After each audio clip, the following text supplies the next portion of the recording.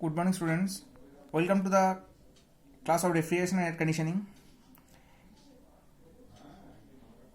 Now, in previous classes, we have discussed about the basics of air conditioning, properties of moist air, different type of air conditioning processes, and what are the different factors that are responsible for a perfect air conditioning system, and what are the classifications of air conditioning system. Now today we will start our discussions on different types of factors that are required for design or for perfect air conditioning of a room. That means that are dependent on room design condition as well as outside air condition. So the first thing is, for room or for the conditioned space, what is sensible heat factor? That is room sensible heat factor, RSHF.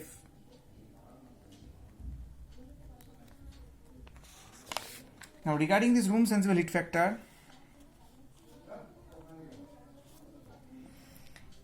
in this psychrometry chart, if we look at, we have located several points.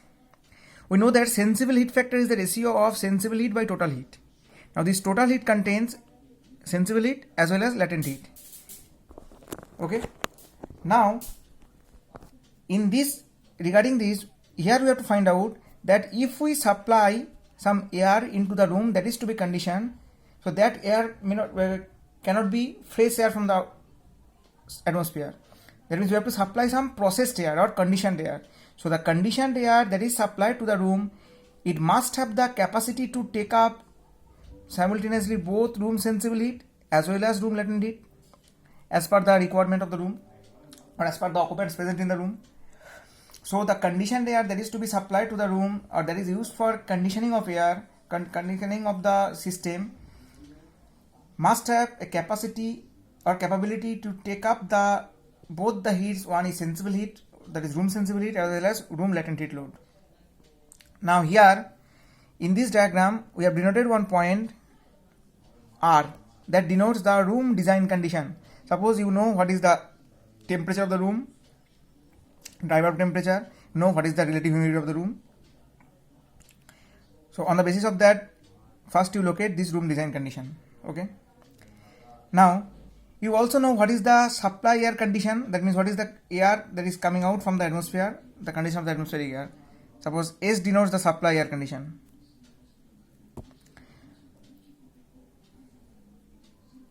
So if we go for, suppose, winter air conditioning,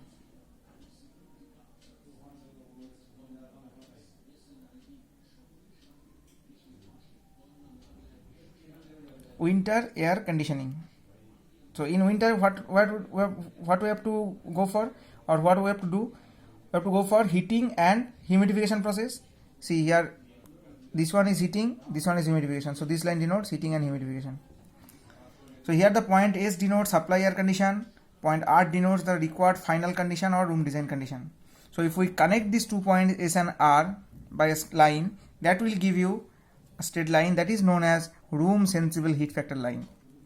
Now what will be the slope of the line? So what is the utility of this line? Now the slope of the line will denote the ratio of room sensible heat and room latent heat, because in this line if we mark one point A over here, then this S to A, this one denotes sensible heat, A to R denotes latent heat.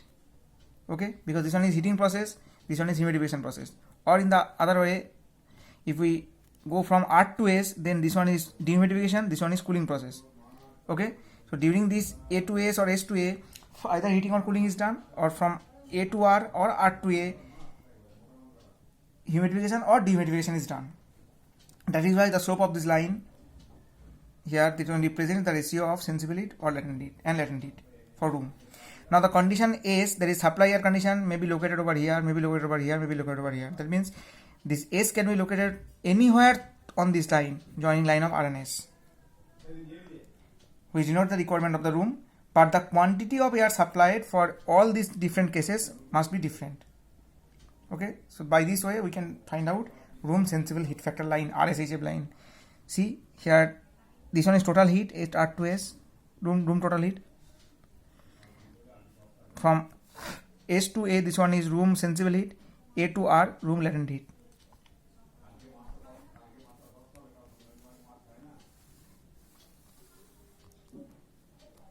Okay, so one thing is completed.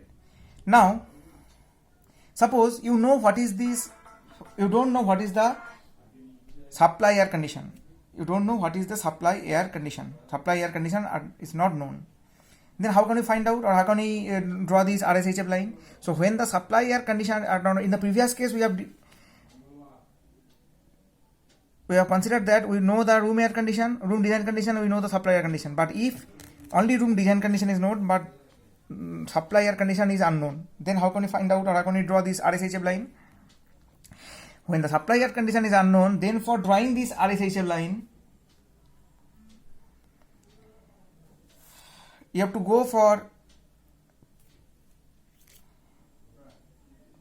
some mathematical calculation on this. Suppose you know what is the amount of sensible heat. We know what is the amount of room sensible heat. You know what is the amount of room latent heat. So on the basis of these two, you can find out what is room sensible heat factor.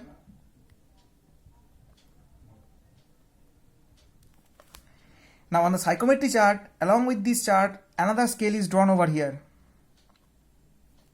That one denotes room sensible heat factor scale. This one is RSA, room sensible heat factor scale.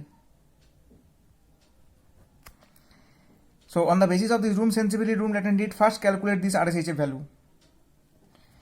As per the calculated value RSHF, mark the point over here. So here point A denotes room sensible heat factor, calculated value of room sensible heat factor.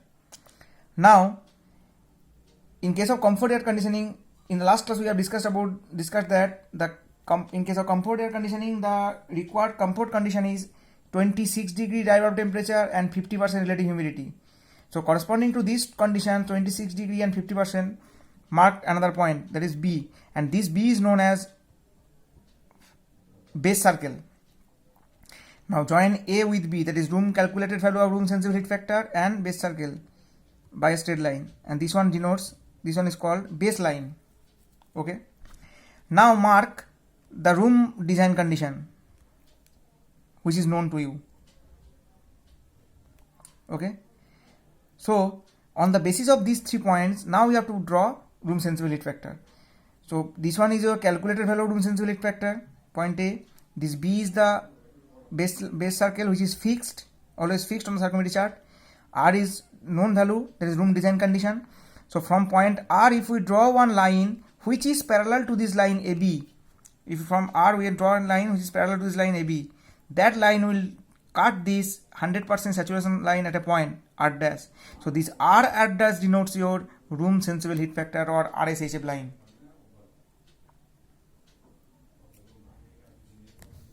Okay.